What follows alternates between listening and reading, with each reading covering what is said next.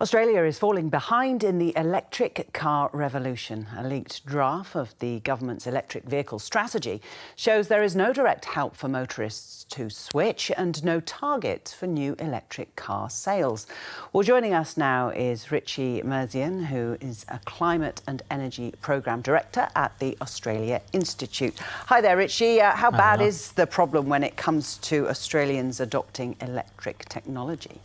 It's quite bad. Australia's at the back of the pack when it comes to the developed world. We have one of the lowest penetration rates for electric vehicle ownership. And what's worse is there's no incentives, there's no coordination to help assist that. Australia's a car taker, not a car maker now. Most car manufacturers are moving to electric. That's the future. But Australia's falling behind, and unfortunately the government is doing very little to help that. Why do you think that is?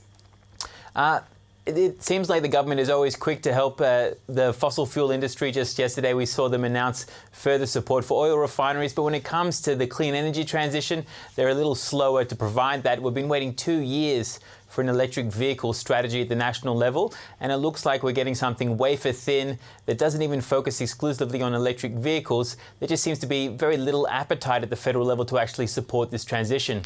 What solid evidence is there, Richie, that switching to electric vehicles makes a difference to the environment? Fortunately, you have many countries overseas that are far along that pathway. The Australia Institute's Nordic Policy Centre looked at Norway in particular. They're at 80% of their new car sales are electric, and their pollution in the transport sector has dropped dramatically.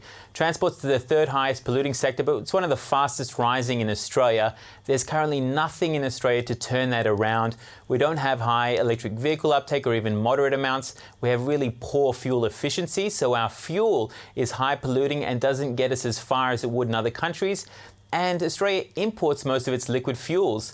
And so we're taking up electric vehicles would actually help lower the demand for imported fuel, which would also help more broadly.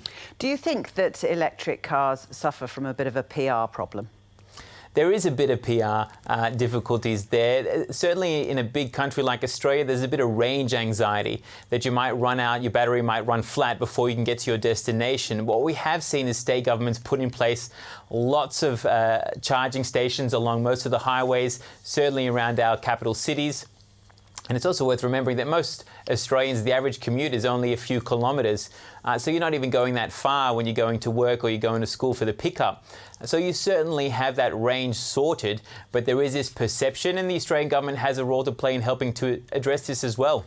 So in order to develop a plan or to put something into the public domain that you would feel that environmentalists would feel acceptable, what would the government need to aim for? Right now, the federal government should adopt an ambitious uptake target of electric vehicles, something north of 50% of new car sales in the next 10 years. That would be around about where most of the developed countries are aiming, but the UK is certainly getting to 100% by then.